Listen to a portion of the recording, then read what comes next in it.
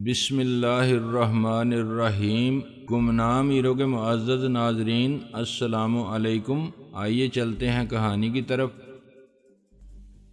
وہ انہیں بتانے لگا کہ کولمبیا لاطینی امریکہ کا ایسا ملک ہے جہاں جمہوری نظام سے زیادہ ڈرگ مافیا مستحکم ہے۔ پولیس، عدلیہ، انتظامیہ اور سیاسی جماعتوں پر اس کا اثر و رسوخ اتنا ہے کہ یہ مافیا ایک حکومت کا تختہ الٹ کر دوسری حکومت قائم کر دیتی ہے۔ جس سیاستداں کو حکومت سے نکالنا ہو اسے دودھ کی مکھی کی طرح نکال دیتی ہے۔ ڈرگ مافیا اس قدر طاقتور اس لیے ہے کہ منشیات کے بڑے بڑے کاروباریوں کی اپنی فوجیں ہیں۔ اس ملک میں 700 ٹن سے زیادہ منشیات کی پیداوار ہے۔ ایک امیر کبیر شخص کارسیلو نے رفتہ رفتہ منشیات کی تمام پیداوار پر قبضہ جما لیا ہے اور اس کے چھوٹے بیوپاریوں کو اپنا ماتحت بنا لیا ہے۔ یہ کارسیلو کتنا خطرناک اور موقع پرست ہے یہ آئندہ کولمبیا پہنچ کر معلوم ہوگا۔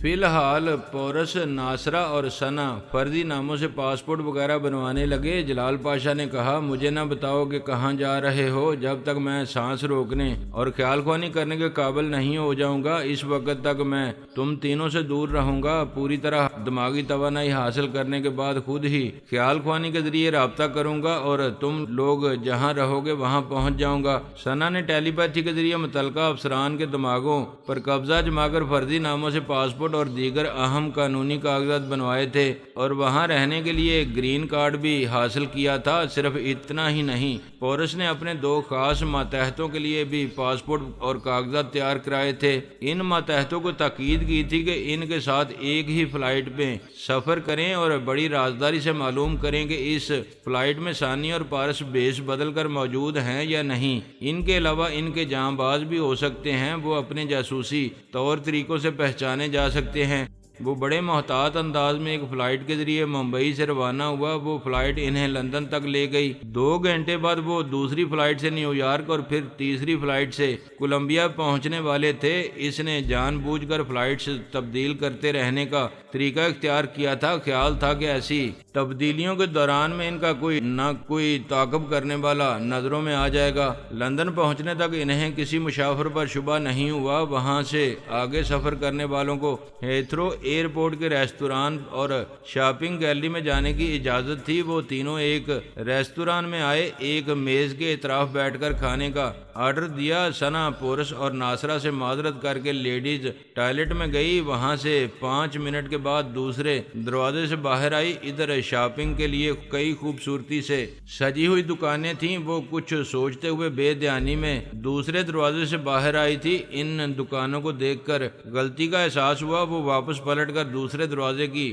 طرف جانا چاہتی تھی کہ اسی وقت پورس نے آواز دی، ثنا یہاں آؤ۔ اس نے پورس کو دیکھ کر قریب آ کر پوچھا، آپ یہاں ہیں؟ ہاں، ناصرہ کے لیے ایک نیکلس پسند کر رہا ہوں، تم بتاؤ یہ نیکلس کیسا رہے گا؟ وہ نیکلس کو ہاتھ میں لے کر دیکھتے ہوئے بولی، ونڈرفل، آپ کا انتخاب اچھا ہے، ناصرہ بھابی کو پسند آئے گا۔ مردوں کی خریداری میں عورتیں ضرور کوئی خامی نکالتی ہیں، تم ایک نیکلس کا انتخاب کرو۔ ثنا مختلف نیکلس دیکھنے لگی۔ پورس نے ایک نیکلس اٹھا کر پوچھا، یہ کیسا رہے گا؟ وہ اسے بھی ہاتھ میں لے کر بولی، واہ بھائی جان، آپ کا انتخاب لاجواب ہوتا ہے۔ ایسا کرتا ہوں کہ دونوں نیکلس خرید لیتا ہوں، جو ناصرہ کو پسند آئے وہ اسے پہن لے گی، دوسرا تم پہن لینا۔ اس نے دکاندار سے کہا، دونوں کو پیک کر دو۔ دکاندار نے انہیں پیک کر دیا۔ پورس نے جیب سے پاؤنڈز کے بڑے نوٹ نکالتے ہوئے ثنا سے کہا، تم نیکلس لے جاؤ، ناصرہ اکیلی ہوگی، میں ڈالرز میں کرنسی تبدیل کر کے ابھی آ رہا ہوں۔ وہ دونوں نیکلس کے خوبصورت ڈبے لے کر وہاں سے چلتے ہوئے باتھ روم کی طرف نہیں گئی، دوسری طرف سے گھوم کر ایک لمبا چکر کاٹ کر میز کے قریب آئی تو وہاں ناصرہ اور پورس بیٹھے سینڈوچ کھا رہے تھے اور ساتھ ہی ساتھ باتیں کر رہے تھے۔ وہ حیرانی سے اپنی کرسی پر بیٹھ کر بولی، بھائی جان، آپ اتنی جلدی مجھ سے پہلے پہنچ گئے؟ ناصرہ نے پوچھا، تمہارے بھائی جان کہاں گئے تھے کہ یہاں ان کے جلدی پہنچنے پر حیران ہو رہی ہو؟ ابھی تو ہم جیولرز کی دکان پر تھے۔ کیوں بھائی جان؟ پورس نے اسے سوچتی ہوئی نظروں سے دیکھا۔ وہ ڈبے کھول کر دونوں نیکلس ناصرہ کو دکھاتے ہوئے کہہ رہی تھی، اس میں سے آپ کو جو پسند ہے اسے پہن لیں، دوسرا میں پہن لوں گی۔ پورس فوراً ہی اٹھ کر تیزی سے چلتا ہوا شاپنگ گیلری کی طرف جانے لگا۔ ثنا نے ناصرہ سے پوچھا، یہ اچانک اٹھ کر کہاں جا رہے ہیں؟ ثنا، تم چونکا دینے والی باتیں کر رہی ہو۔ تمہارے بھائی جان ایک لمحے کے لیے بھی اٹھ کر میرے سامنے سے نہیں گئے اور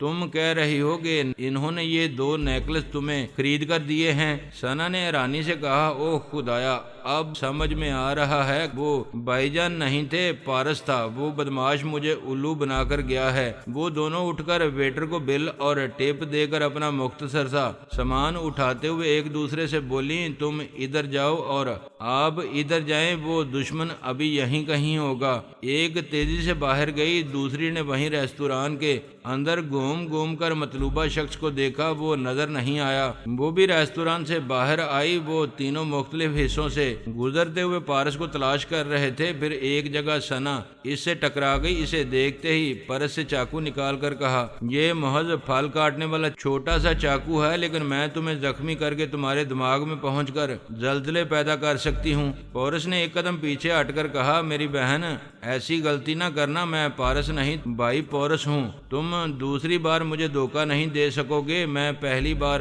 تمہاری آواز اور لب و لہجے سے دھوکہ کھا گئی تھی۔ ثنا، میں چاہوں تو پلک جھپکتے ہی تمہارے ہاتھوں سے چاقو گرا سکتا ہوں۔ مجھے پہچانو، میں تمہارا بھائی ہوں۔ پیچھے سے ناصرہ نے بالکل اس کے قریب آ کر کہا، تم اس کے ہاتھ سے چاقو گرا سکتے ہو، لیکن میرے زہر سے کیسے بچو گے؟ ذرا سی بھی حرکت کرو گے تو اپنے دانت تمہاری گردن میں پیوست کر دوں گی۔ وہ پریشان ہو کر بولا، تم بھی مجھ پر شبہ کر رہی ہو؟ چلو، چہرہ نہ صحیح میرے لباس سے پہچانو، یہ پارس کے لباس سے مختلف ہوگا۔ ثنا نے کہا، تمہیں ایسا دوسرا لباس پہننے میں کتنی دیر لگے گی؟ اگر تم میرے بھائی جان ہو اور ہمارے ساتھ سفر کر رہے ہو تو اپنا پاسپورٹ دکھاؤ۔ ہاں، یہ تم نے دانش مندی کی بات کی ہے۔ پورس نے جیب سے پاسپورٹ نکال کر دکھایا۔ ثنا نے پورس کا نام، اس کی ولدیت اور سفر کرنے کی تاریخ کی مہر وغیرہ دیکھنے کے بعد مسکرا کر کہا، سوری بھائی جان، اس شیطان کی وجہ سے ہم نے آپ پر شبہ کیا۔ کوئی بات نہیں، تم دونوں ہوشیار رہو، وہ چال باز اسی طرح کھیل ہی کھیل میں کوئی بڑا نقصان پہنچا سکتا ہے۔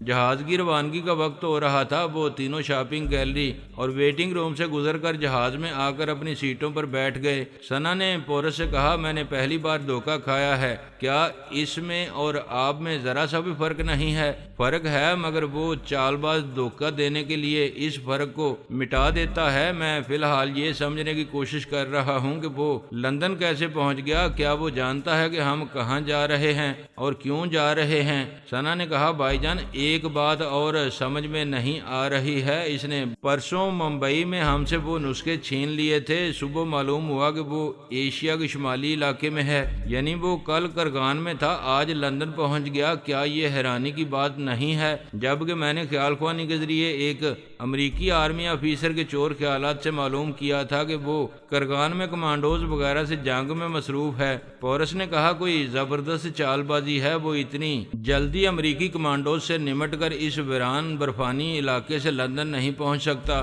اگر ابھی ہم نے اسے لندن میں دیکھا ہے تو کرغان میں کوئی بہروپیہ پارس بابا صاحب کے ادارے سے جا کر وہاں سرگرمیاں دکھا رہا ہے۔ لیکن ایسا کیوں کیا جا رہا ہے؟ جگہ جگہ پارس کی موجودگی کیوں ظاہر کی جا رہی ہے؟ اس حکمت عملی کے پیچھے کوئی گہرا راز ہے۔ ناصرہ نے کہا، اس پہلو پر غور کرو کہ اس نے ہمیں لندن میں دیکھا ہے۔ کیا اسے ہماری اگلی منزل کا بھی پتہ ہے؟ یہی میں سوچ رہا ہوں۔ ہم تینوں کے سوا کسی کو ہمارے منصوبے کا علم نہیں ہے۔ ہمارے 2 ماتحت جو ہمارے ہم سفر ہیں، انہیں اتنا معلوم ہے کہ ہم نیو یارک جا رہے ہیں، وہاں سے آگے کی منزل کا علم انہیں بھی نہیں ہے۔ ثنا نے کہا، پارس کا کوئی ٹیلی پیتھی جاننے والا ہم تینوں میں سے کسی کے دماغ میں پہنچ کر ہمارے منصوبے کو معلوم نہیں کر سکتا، اور ممبئی میں ابو کو ہمارے منصوبے کا علم نہیں ہے۔ میں بھی یقین سے یہی سمجھتا ہوں، پارس کسی اہم معاملے میں لندن آیا ہوگا، پھر وہ اتفاقاً ہمیں ایئرپورٹ پر دیکھ کر یہ تاثر دینے کی کوشش کر رہا ہے کہ اسے ہماری منزل اور منصوبے کا علم ہے۔ بہرحال ابھی منزل دور ہے، میں دیکھوں گا کہ لندن میں اس کا نظر آنا محض اتفاق ہے یا وہ ہمارا تعاقب کر رہا ہے؟ ثنا نے کہا میں ابھی آپ کے دونوں ماتحتوں سے پوچھ رہی تھی کہ انہوں نے وہاں پارس کی موجودگی کا نوٹس کیوں نہیں لیا۔ ایک کہہ رہا ہے وہ ریستوران میں دور موجود تھا اور آپ کو ناصرہ بھابی کے ساتھ دیکھ رہا تھا، دوسرا سگریٹ خریدنے گیا تھا،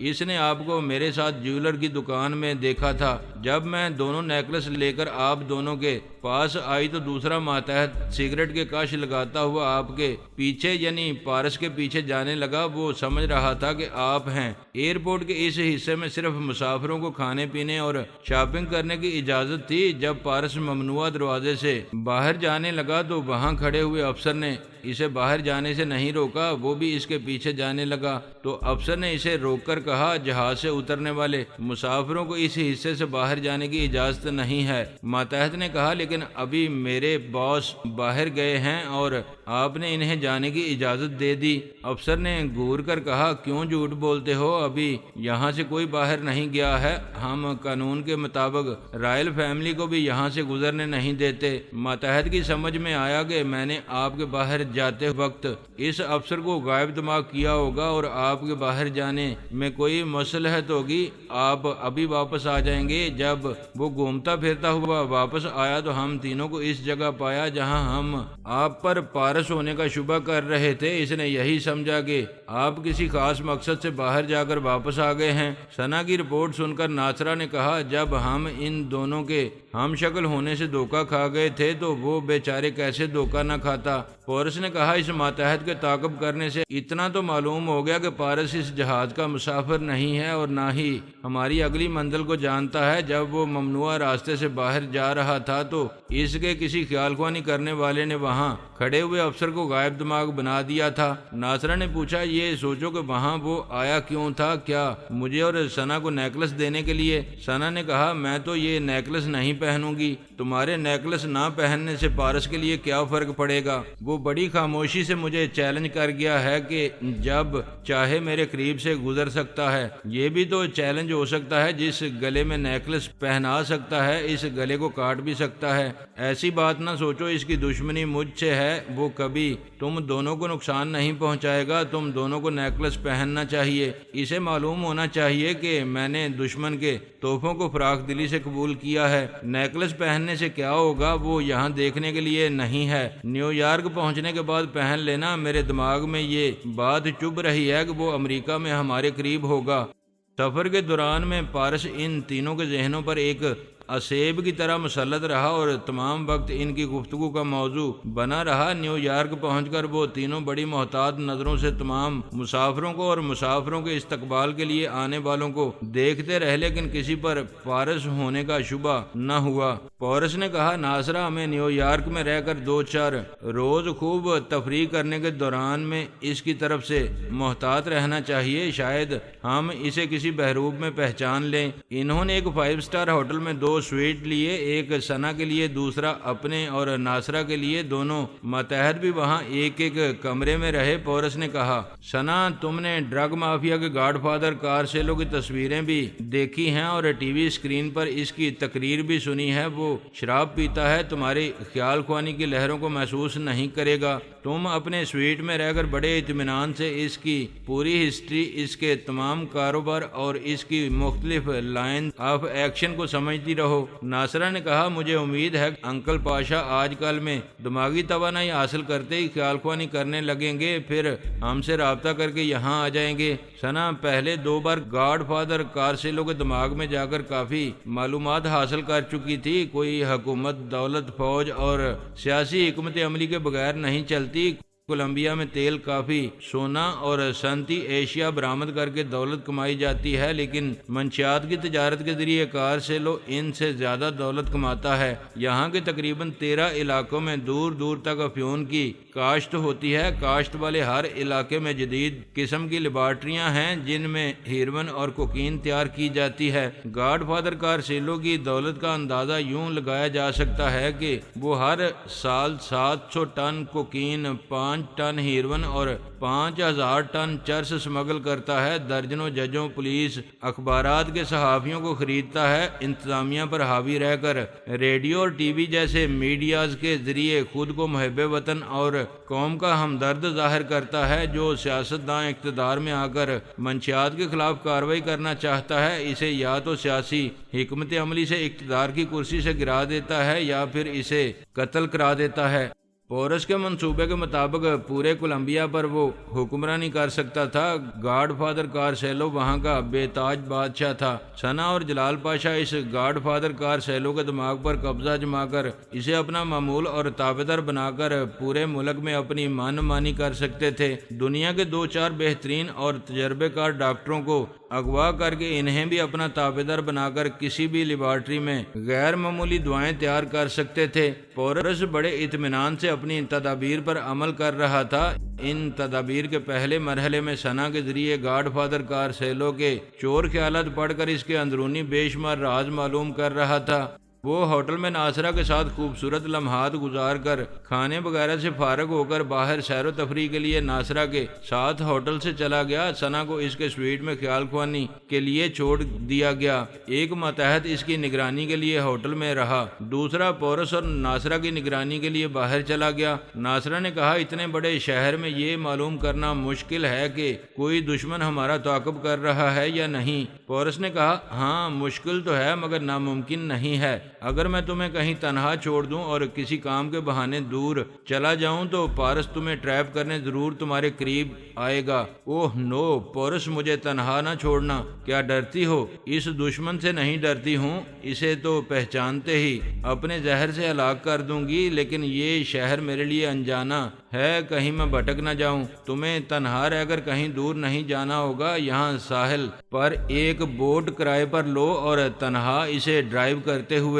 مجسمہ آزادی کے اطراف ذرا دیر تک ایک چکر لگا کر واپس آ جاؤ۔ تمہارے جانے کے بعد میں دوسری بوٹ کرائے پر لے کر تم سے دور ہی دور رہوں گا، پھر تو مجھے اطمینان رہے گا میں بھی جا رہی ہوں۔ ناصرہ اس سے بچھڑ کر بکنگ کاؤنٹر پر آئی اور ایک بوٹ حاصل کرنے کا ٹوکن لیا، اس کا کرایہ ادا کیا۔ مجسمہ آزادی کے اطراف سمندر میں رومانی جوڑوں کی بڑی بھیڑ رہتی تھی اور دوسری کشتیاں حاصل کرنے کے لیے اپنے نمبر کے مطابق انتظار کرنا پڑتا تھا۔ پورس نے انتظار کی کوفت سے بچنے کے لیے ایک اور ٹوکن اپنے لیے حاصل کر لیا اور آدھے گھنٹے بعد واپس آنے والی ایک بوٹ ناصرہ کو اس نمبر کے مطابق مل گئی۔ وہ اس میں بیٹھ کر خود اسے ڈرائیو کرتے ہوئے جانے لگی۔ پورس اسے دور سے دیکھ رہا تھا۔ زیادہ انتظار نہیں کرنا پڑا، 20 منٹ کے بعد واپس آنے والی ایک بوٹ اسے مل گئی۔ وہ ٹوکن کلیکٹر کو ٹوکن دے کر بوٹ کے قریب آیا تو وہاں کی انتظامیہ کچھ پریشان نظر آئی۔ پتہ چلا اس بوٹ میں سوراخ ہو گیا ہے اور اس سوراخ کے ذریعے پانی بوٹ میں بھر رہا ہے۔ پورس کو خطرے کا احساس ہوا۔ اس نے موبائل فون کے ذریعے ناصرہ سے پوچھا، تم خیریت سے ہو؟ ہاں میں بہت انجوائے کر رہی ہوں۔ کیا تم بھی یہاں کسی بوٹ میں ہو؟ نہیں، جو بوٹ میرے حصے میں آنے والی تھی پتہ نہیں اس میں کیسے سوراخ ہو گیا، بوٹ نکارا ہو گئی ہے۔ میں دوسری بوٹ کا انتظار کر رہا ہوں۔ میری چھٹی حصہ کہہ رہی ہے کہ اس بوٹ میں سوراخ خود بخود نہیں ہوا ہے، کسی نے کیا ہے۔ تم آس پاس نظر رکھو اور محتاط رہو، میرے ہم شکل کو دیکھ کر دھوکہ نہ کھانا۔ یہ اچھا ہوا کہ تم نے اطلاع دے دی، وہ نظر آئے گا تو میں اسے قریب نہیں آنے دوں گی۔ میرے پاس پستول ہے۔ 15 منٹ کے بعد پھر ایک بوٹ آئی۔ پورس اس میں سوار ہوا۔ بوٹ کے کلینر نے اس میں پیٹرول ڈالا، پھر پورس نے انجن سٹارٹ کیا۔ انجن سے ایک ہلکا سا شور ابھرا، پھر وہ خاموش ہو گیا۔ پورس نے 2-3 بار اسے سٹارٹ کرنے کی کوششیں کی لیکن انجن خاموش رہا۔ وہاں ایک مکینک نے آ کر انجن کو چیک کیا، پھر کہا اس کی خرابی دور کرنے میں وقت لگے گا، آپ دوسری بوٹ کا انتظار کریں۔ پورس کے دماغ میں سنسناہٹ ہونے لگی۔ صرف ایک نہیں 2 بوٹس کا نکارا ہو جانا محض اتفاق نہیں ہو سکتا تھا۔ اس نے فون کے ذریعے ثنا کو مخاطب کیا، ہیلو ثنا، فوراً ناصرہ کے دماغ میں پہنچو، حالات سے ظاہر ہو رہا ہے کہ پارس کچھ گڑبڑ کر رہا ہے، مجھے فوراً ناصرہ کی خیریت کی اطلاع دو۔ وہ فون بند کر کے ساحل پر رکھے ہوئے ایک بڑے سے ٹیلی اسکوپ کے پاس آ کر اس کے ذریعے سمندر میں مجسمہ آزادی کی طرف دیکھنے لگا۔ وہاں بے شمار بوٹس اور مختلف ڈیزائن کی کشتیاں تھیں۔ اس بھیڑ میں ناصرہ نظر نہیں آئی تھی۔ ثنا نے اس کے اندر آ کر کہا، بھائی جان، میں ناصرہ کے دماغ میں 3 بار جا چکی ہوں، اسے یقین دلا رہی ہوں کہ میں ثنا ہوں، لیکن وہ مجھے دشمن خیال خوانی کرنے والی سمجھ کر سانس روک رہی ہے۔ چند سیکنڈ انتظار کرو، میں اسے فون پر سمجھاتا ہوں۔ اس نے اپنا فون آن کیا، پھر کہا، ناصرہ تم سانس نہ روکو، ثنا تمہارے دماغ میں آ رہی ہے۔ ناصرہ نے کہا، ہاں ابھی ثنا میرے اندر آئی ہے، میں اس سے باتیں کرتی ہوں، میری فکر نہ کرو، میں خیریت سے ہوں۔ اسی وقت پورس کو اس کے موجودہ فردی نام سے پکارا گیا۔ اس کے لیے ایک بوٹ آ گئی تھی۔ وہ تیزی سے چلتا ہوا موبائل فون کو اوور کوٹ کی جیب میں رکھتا ہوا بوٹ کی طرف جانے لگا۔